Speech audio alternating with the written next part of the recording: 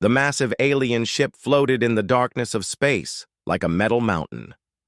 Commander Zektar stood on the bridge looking out at the stars through the huge windows. His forearms crossed over his chest as he waited. Today was the day he would meet the humans for the first time. The Galactic Federation had sent him to decide if these new creatures deserved to join their group of planets and species. Zektar was not impressed with what he had heard about humans so far. They came from a small blue planet called Earth. They had only just learned how to travel between stars. Their ships were tiny compared to the great vessels of the Krellian Empire. His own people had conquered 17 different star systems. They were known across the galaxy as the strongest warriors anyone had ever seen. The alien commander was 8 feet tall and covered in thick armor-like skin. Scars covered his body from many battles. Each scar told a story of victory against enemies who had tried to stand against the Krellian military. His 4 eyes could see in many different types of light.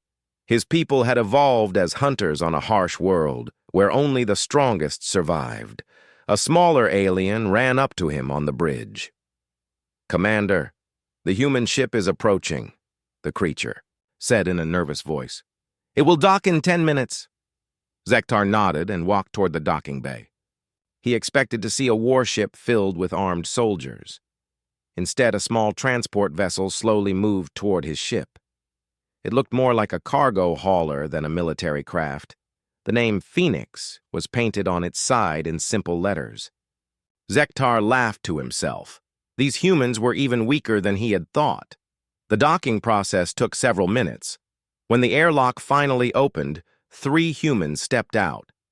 The first was a man who looked to be in his 40s. His hair was starting to turn gray at the sides. He wore a simple blue uniform with captain's stripes on the shoulders. His name tag read Morrison. He was shorter than Zektar expected and much smaller than any Krellian warrior. Behind him came a woman with dark hair pulled back in a neat style. She carried a small bag of scientific equipment. Her uniform showed she was some kind of doctor or scientist. The third human was a man with broad shoulders and careful eyes that seemed to watch everything around him. He moved like someone who had seen combat before, but he was still much smaller than any real warrior Zektar had ever met. Captain Morrison stepped forward and held out his hand in the human greeting gesture.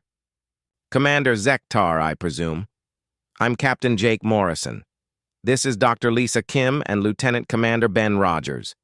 We're honored to meet you and grateful for this opportunity." Zektar looked down at the extended hand for a moment before reaching out with one of his 4 arms to shake it. The human's grip was firm, but nothing special. The alien commander had expected something more impressive from a species that wanted to join the Federation. These 3 looked like they would break if he squeezed too hard. "Welcome aboard the Nexus Prime," Zektar said in his deep voice. I'm here to evaluate your species for possible membership in the Galactic Federation. I hope you understand the honor of this consideration." Morrison nodded politely. "We do understand, Commander. Humanity is eager to learn from the other species in the galaxy and to contribute what we can to the greater community." The alien commander led them through the corridors of his ship. The walls were covered with weapons and trophies from various battles. Paintings showed great Krellian victories across different worlds. Statues of famous warriors lined the hallways. Everything was designed to show the military might of his people. Dr. Kim looked at the displays with scientific interest.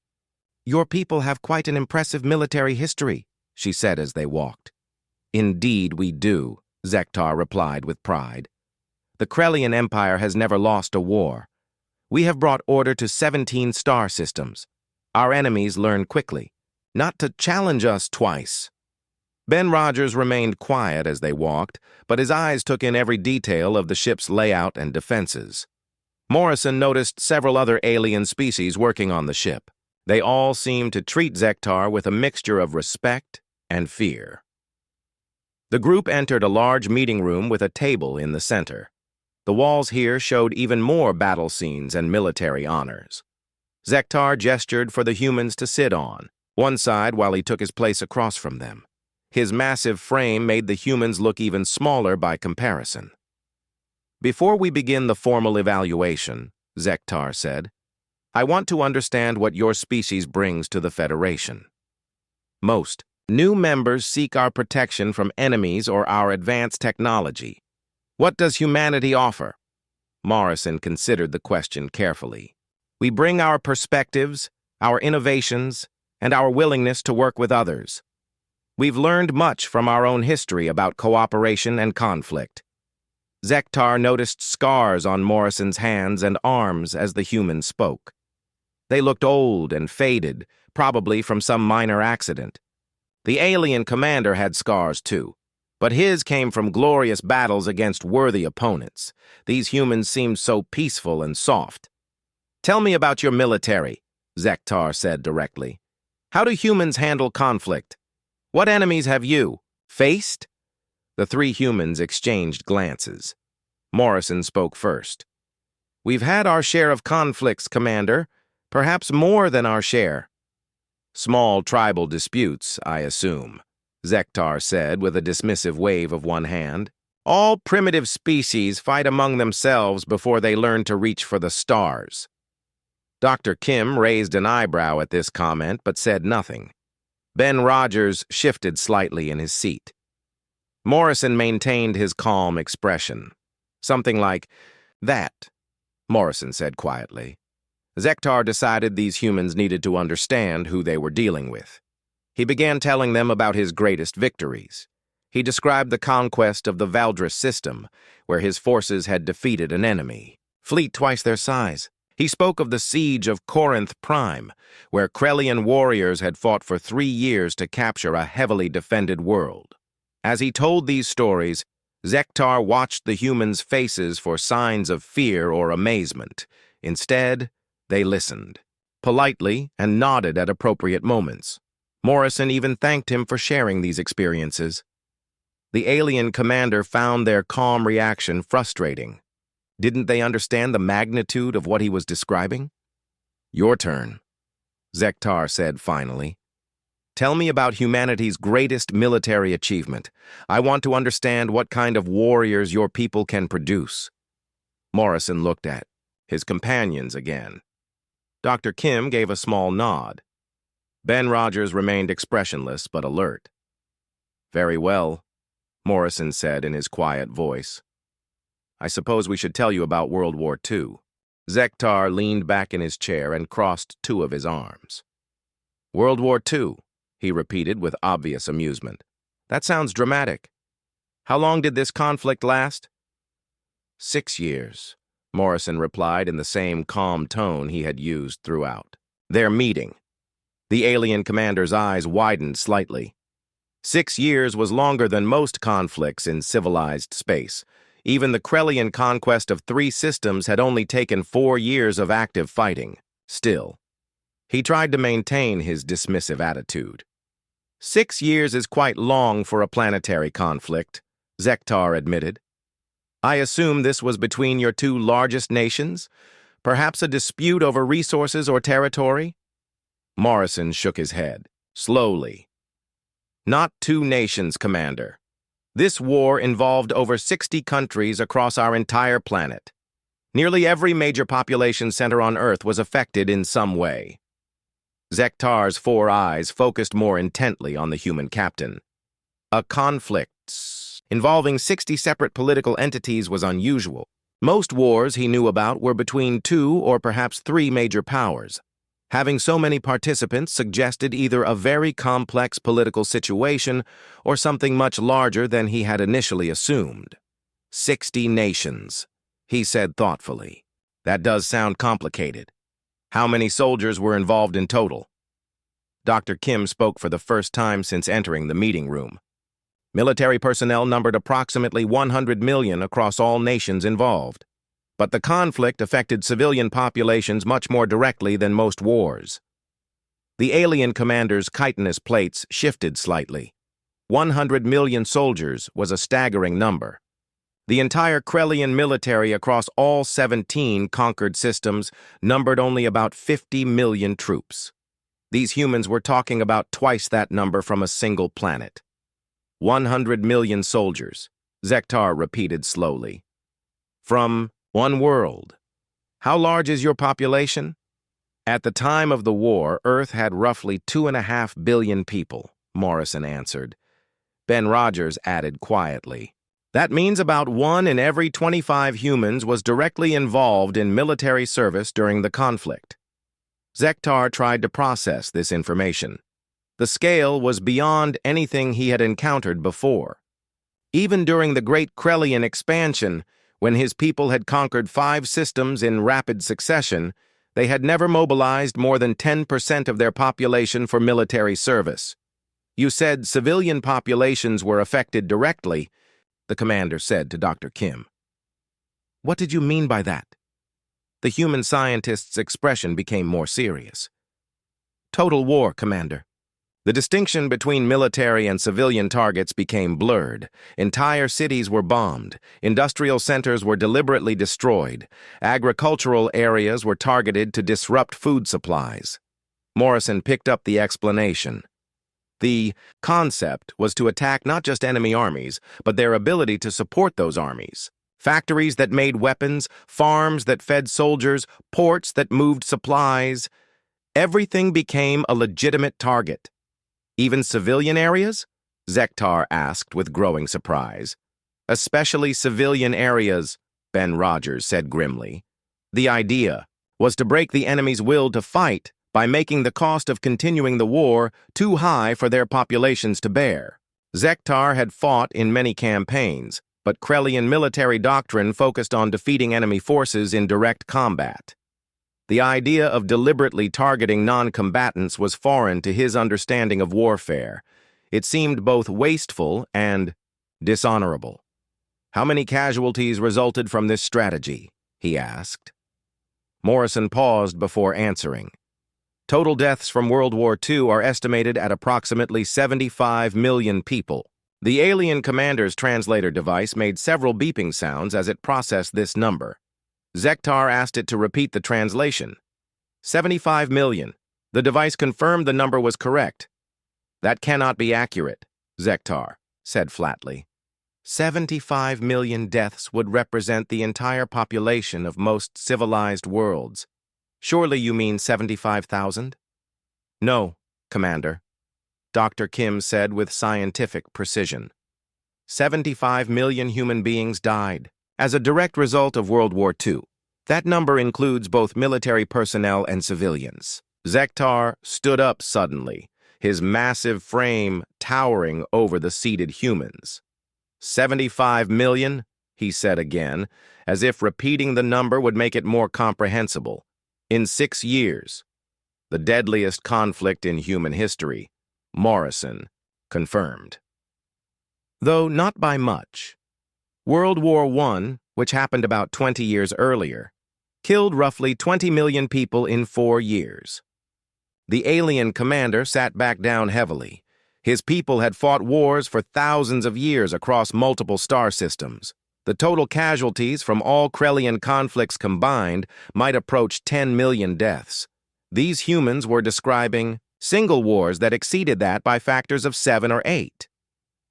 Explain to me how this is possible, Zektar demanded. How does a species kill 75 million of its own kind and continue to function as a civilization? Ben Rogers leaned forward. The short answer is that we almost didn't continue to function.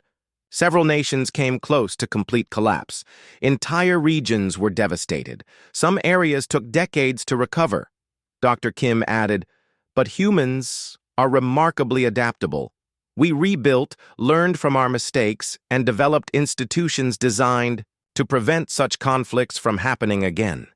You created these institutions after losing 75 million people? Zektar asked. We created them because we lost 75 million people, Morrison corrected. The scale of destruction was so complete that even the winners realized such wars could never be allowed to happen again. Zektar tried to imagine his own people suffering such losses. The Krellian Empire was proud and strong, but losing even 10% of their population would probably end their expansion and force them into isolation for generations. These humans had lost much more than that, and somehow emerged ready to reach for the stars. "Tell me about the fighting itself," the alien commander said. "What kind of weapons caused such massive casualties?" Morrison looked at his companions, before continuing. The technology varied widely. Much of the killing was done with relatively simple weapons: rifles, machine guns, artillery shells, bombs dropped from aircraft. Simple kinetic weapons, Zektar mused. Not plasma or energy-based systems. "Correct," Dr. Kim confirmed. "We hadn't developed energy weapons yet.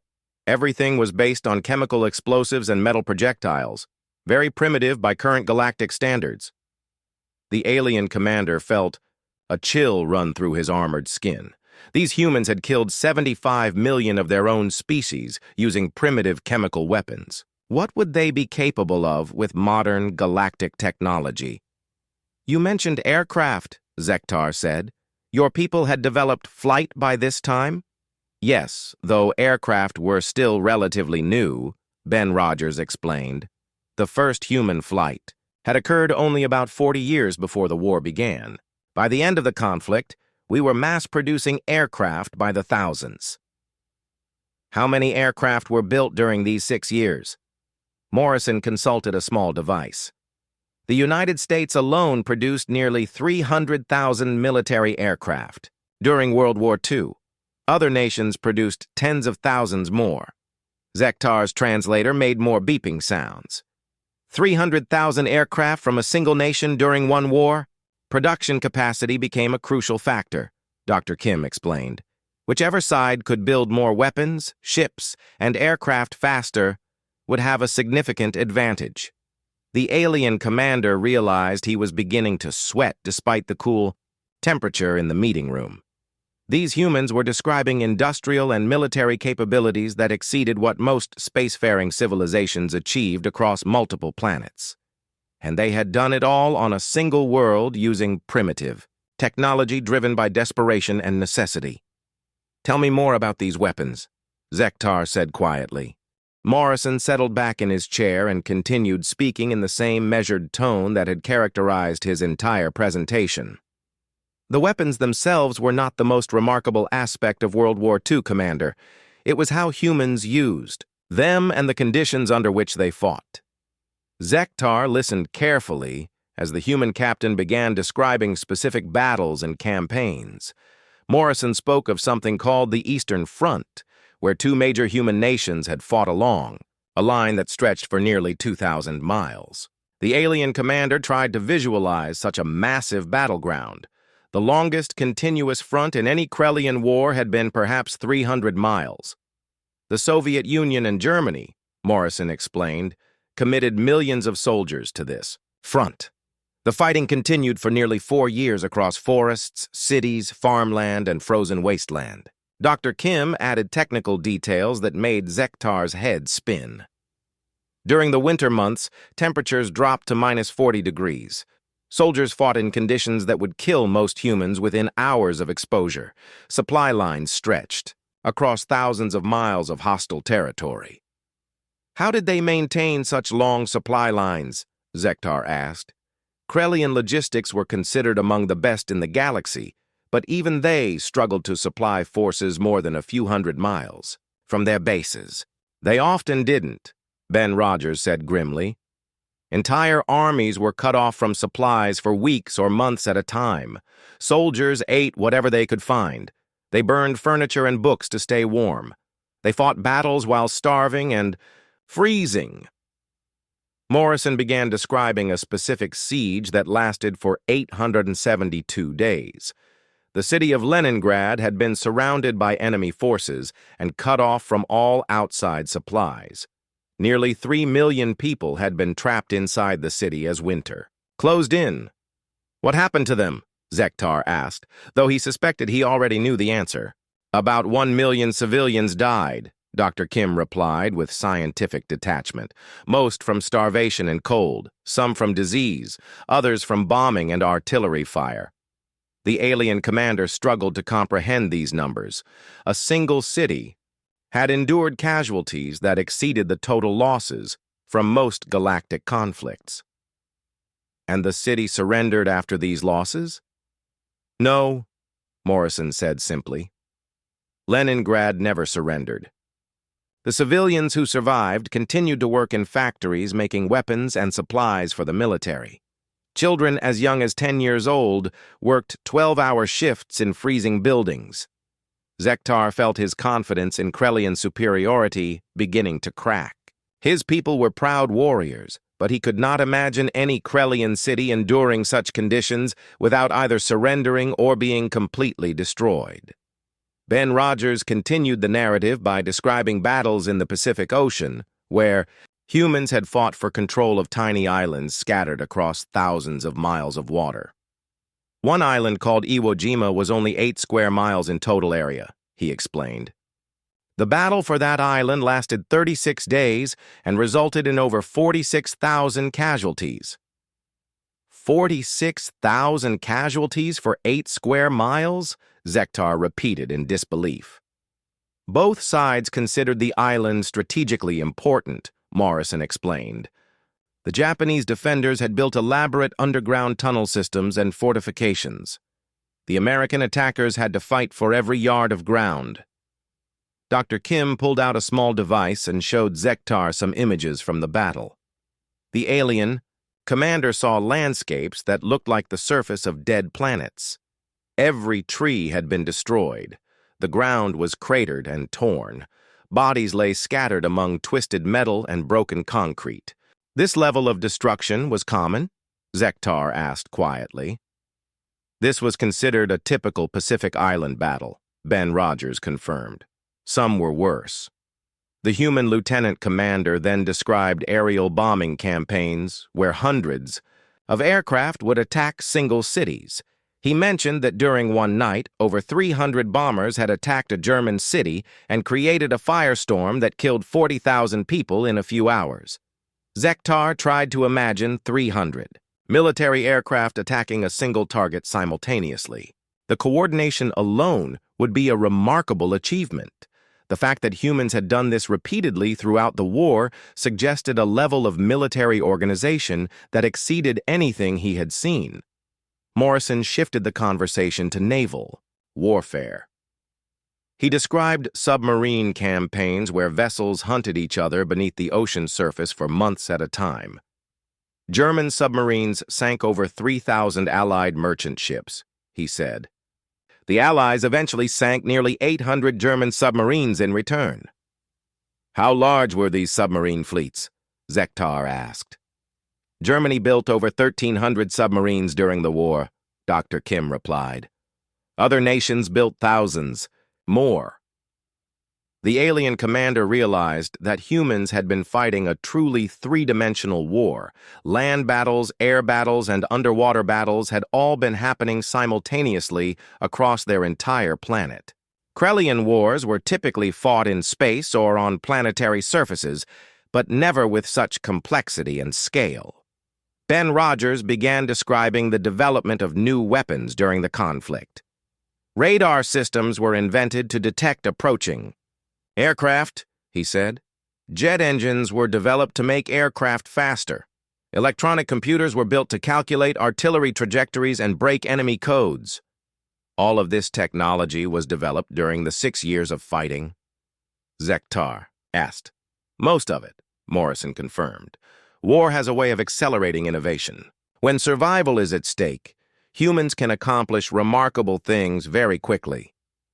Dr. Kim mentioned that the conflict had ended with the development and use of atomic weapons. She briefly described the physics involved and the destructive power of nuclear explosions. Zektar knew that atomic weapons existed in the galaxy, but most civilizations considered them too dangerous to actually use in warfare. How many atomic weapons did humans use during World War II? The alien commander asked. 2, Morrison replied. Both dropped on Japanese cities. The first killed approximately 80,000 people immediately. The second killed roughly 40,000. Zektar sat in stunned silence for several moments. These humans had developed weapons capable of destroying entire cities and had actually used them against their own species.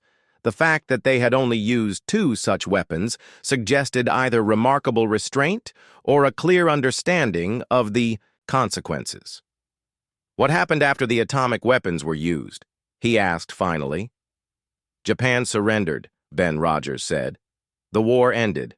Morrison added, "The demonstration of atomic power convinced most world leaders that future wars could result in the complete destruction of human civilization. This realization led to the creation of international organizations designed to prevent global conflicts." Dr. Kim concluded this portion of their presentation by noting that World War II had not been humanity's bloodiest conflict.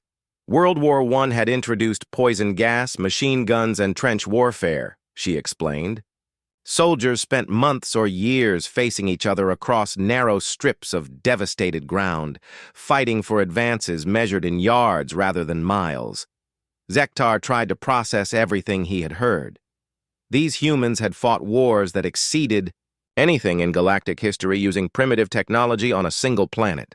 They had suffered casualties that would have destroyed most civilizations, yet had somehow emerged stronger and more determined to prevent future conflicts. The alien commander looked at the 3 humans sitting across from him with new eyes. Captain Morrison still appeared mild-mannered and peaceful. Dr. Kim maintained her scientific demeanor. Ben Rogers remained alert but calm. None of them looked like the descendants of the most devastating warriors the galaxy had ever known. "There more?" Zektar asked quietly. Morrison looked at his companions and then back at Zektar. "There is more, Commander. We haven't talked about the people who fought these wars or what they endured on a personal level." The alien commander felt a sinking sensation in his stomach, though he wasn't sure why. Everything he had heard so far challenged his understanding of warfare and civilization. The scale of destruction these humans described exceeded his worst nightmares, yet they spoke about it with calm professionalism. Ben Rogers began describing the age of human soldiers during World War II. "Most combat troops were between 18 and 25 years old," he said. "Many lied about their age to enlist early. Boys as young as 16 found ways to join the military." "Children fought in this war?" Zektar asked with surprise. "Human standards, yes," Dr. Kim confirmed. "Brain development doesn't complete until the mid-20s, so these were essentially adolescents being sent into combat situations that would challenge experienced adults." Morrison continued the explanation. "These young soldiers were thrown into battles that lasted for days or weeks without rest. Many units suffered casualty rates exceeding 90% during major campaigns." Zektar tried to understand what 90% casualties meant in practical terms. In Krellian warfare, losing 30% of a unit typically meant the survivors would be withdrawn for rest and replacement. Losing 50% meant the unit was effectively destroyed. "As a fighting force, what happened to units that lost 90% of their soldiers?" he asked. "They were rebuilt with new recruits and sent back into combat," Ben Rogers said simply. "Some divisions were destroyed and rebuilt multiple times during the war." Dr. Kim added disturbing details about the psychological effects of such intense combat. "Many soldiers developed what we now understand as post-traumatic stress disorder. Shell shock, they called it then. Some became unable to function after witnessing or participating in extreme violence." "Yet they continued fighting?" Zektar asked. "They continued fighting," Morrison confirmed. "Not because they were forced to, but because they understood what would happen if they lost. The alternative to victory was often complete destruction of their families and nations." The human captain began describing specific examples of human endurance during the war. He told Zektar about bomber crews who flew missions knowing they had only a small chance of survival. "The average life expectancy of a bomber crew member was about 15 missions, Morrison said. "A complete tour of duty was 25 missions. Zektar did the mathematics quickly. "So most bomber crews died before completing their assigned duties?" "Yes," Dr. Kim replied. Yet volunteers continued to sign up for bomber crews throughout the war. They knew the odds, but they continued to volunteer. Ben Rogers described ground combat in terms that made the alien commander increasingly uncomfortable. Infantry soldiers often went weeks without bathing, sleeping in muddy holes they dug in the ground, eating cold food from metal cans, watching friends die around them. Every day. How long could humans endure such conditions? Zektar asked. Some soldiers spent years in continuous combat, Morrison answered. The war lasted 6 years, and many fought from beginning to end. The alien commander tried to imagine Krellian, warriors enduring years of constant combat under primitive conditions. His people were tough and disciplined, but they fought with advanced technology and reliable supply lines. What these humans described sounded more like survival than warfare. Dr. Kim shifted the conversation to industrial production during the war. Civilian populations worked around the clock to supply the military, she explained. Factories operated 24 hours a day, 7 days a week for years at a time. Women who had never worked outside their homes suddenly found themselves building aircraft and ships, Morrison added.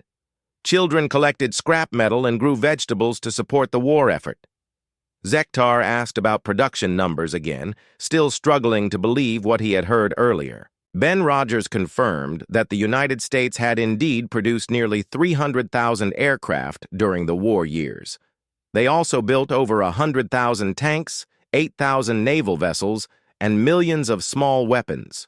From a single nation? Zektar repeated. From a single nation that had been largely agricultural before the war began, Dr. Kim corrected. American industrial capacity increased by roughly 400% between 1941 and 1945. The alien commander realized that humans had essentially transformed their entire civilization during the conflict. They had shifted from a peaceful society to a military production machine in a matter of months, then sustained that transformation for years. Morrison began describing the complexity of global logistics during World War II. Supplies had to be moved across entire oceans, while enemy submarines tried to sink the transport ships, he said. Military equipment was manufactured in one nation, shipped to another nation, and used by soldiers from dozens of different countries. The coordination required must have been enormous, Zektar observed. It was, Ben Rogers agreed. Yet humans managed to synchronize military operations across multiple continents simultaneously. The invasion of Europe involved over 150,000 soldiers landing on enemy beaches in a single day. Dr. Kim added that this invasion had been planned for over a year and involved deception operations designed to confuse the enemy about where and when the attack would occur.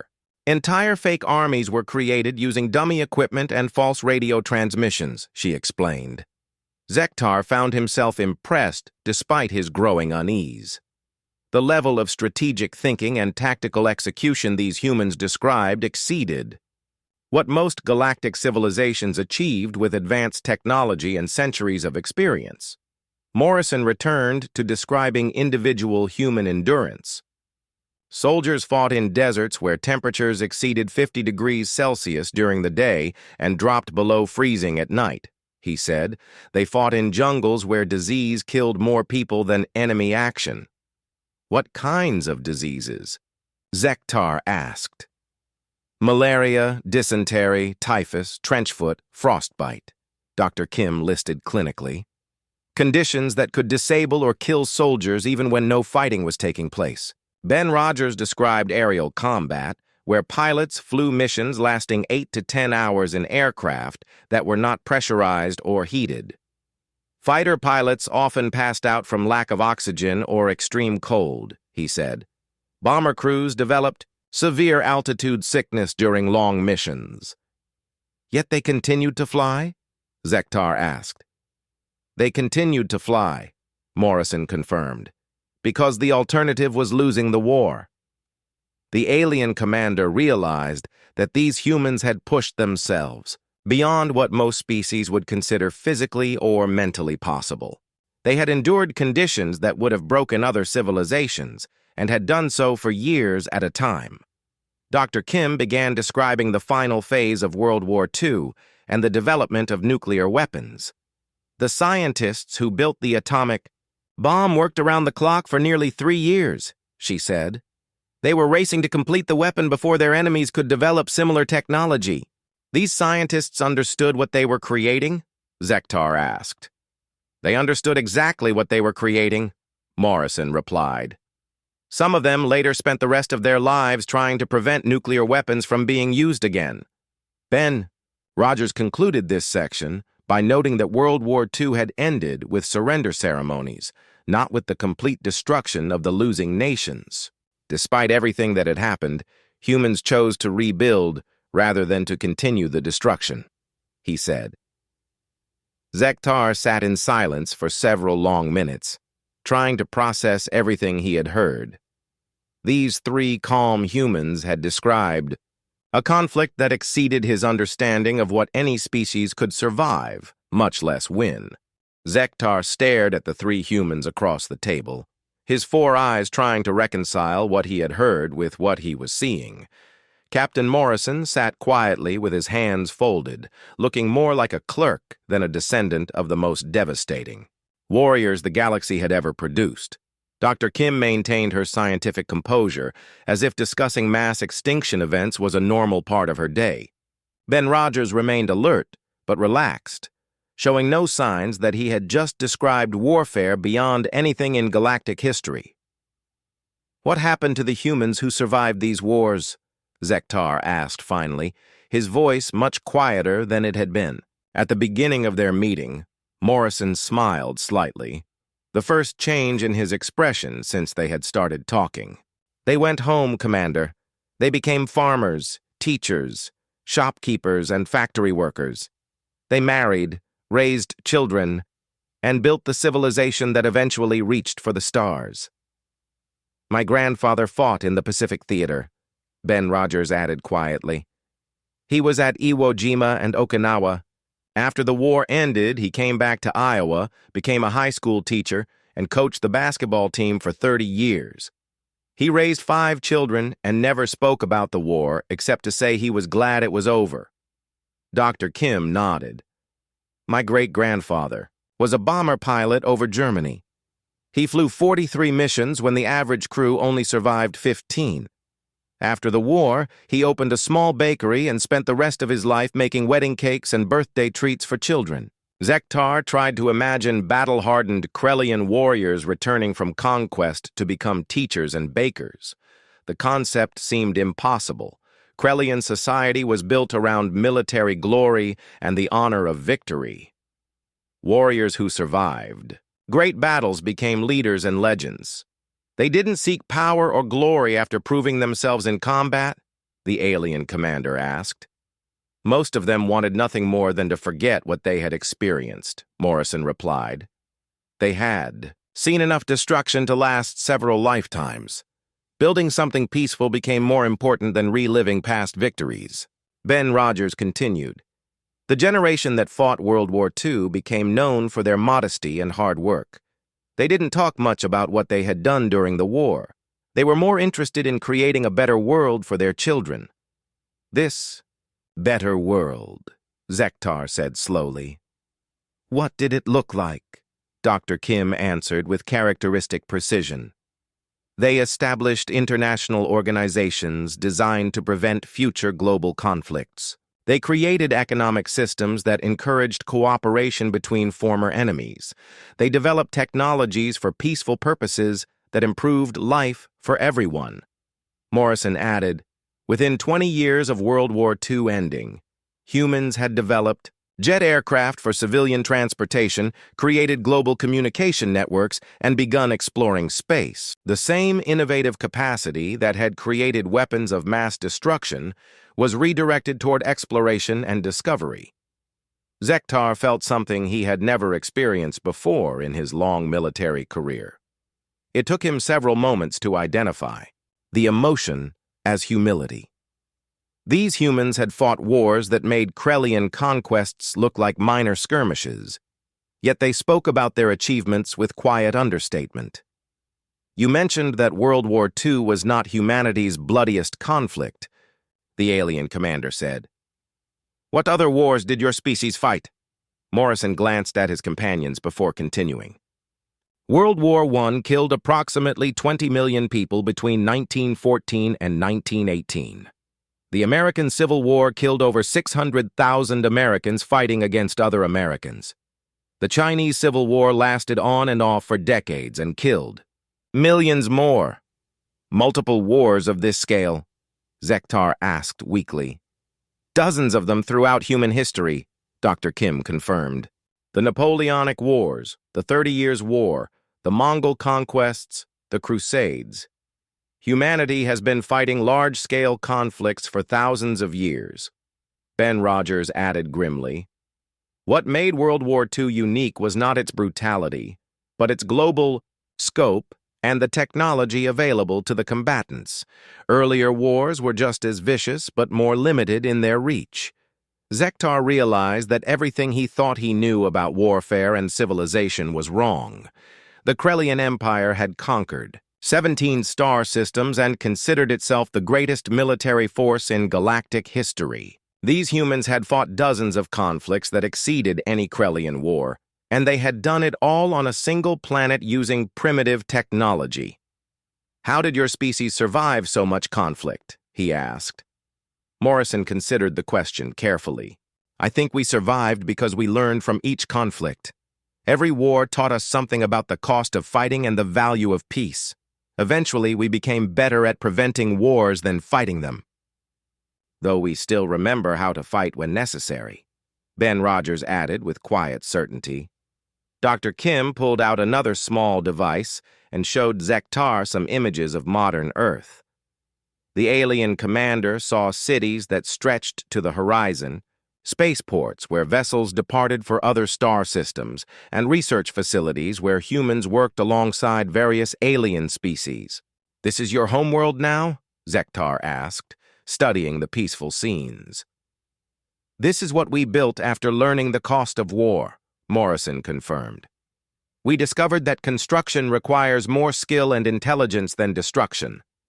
Building a civilization that can reach other stars is much harder than destroying one.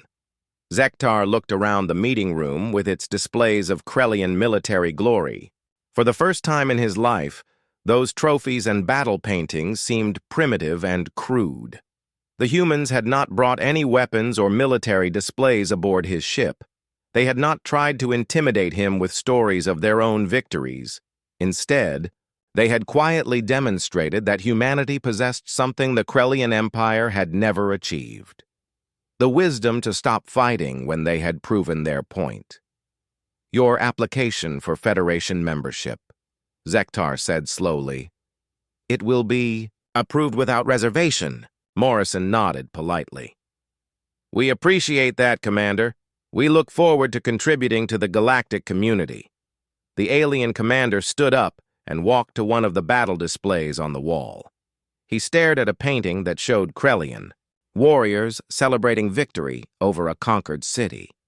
The scene that had once filled him with pride now seemed small and meaningless. Commander, Dr. Kim said gently, may I ask what you're thinking about? Zektar turned back to face the three humans. I am thinking that the Krellian Empire has conquered 17 star systems and considers itself the greatest military force in the galaxy. Yet everything we have achieved could probably be accomplished by a single human nation during wartime. Ben Rogers shook his head. You're selling your people short, Commander. The Krellian Empire has built something impressive and lasting.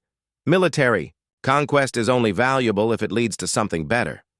Morrison stood up and extended his hand again. We hope our species can learn from each other, Commander. Humans have much to learn about governing multiple star systems peacefully. Zektar shook the human's hand, but this time he paid attention to the strength in that grip. Captain Morrison was probably stronger than he looked. All three of these humans were probably much more dangerous than their calm demeanor suggested.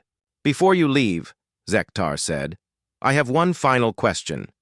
If humanity faced another threat like World War II, Would your people be capable of fighting with the same intensity? The three humans exchanged glances. Morrison answered with the same quiet certainty he had shown throughout their conversation.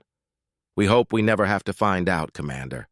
But if peaceful solutions failed and our families were threatened, then yes. Humans would fight with whatever intensity was necessary to protect what we have built. Dr. Kim added, the capacity for warfare never disappears completely. We simply choose to use that capacity for exploration and construction instead of destruction. Ben, Rogers concluded, we learned that the real victory is not defeating your enemies. The real victory is creating a world where fighting becomes unnecessary. As the three humans prepared to leave, Zektar realized that he had been thinking about strength and weakness all wrong. These humans had not become peaceful because they were weak. They had chosen peace because they were strong enough to survive anything the universe might throw at them. The alien commander watched their small transport ship depart from his vessel and disappear into the stars. He made a note in his official report that humanity's application for Federation membership should be expedited and that any species foolish enough to threaten Earth should be warned about what they would be facing. Then he sat alone in his meeting room, surrounded by displays of military glory that suddenly seemed very small indeed.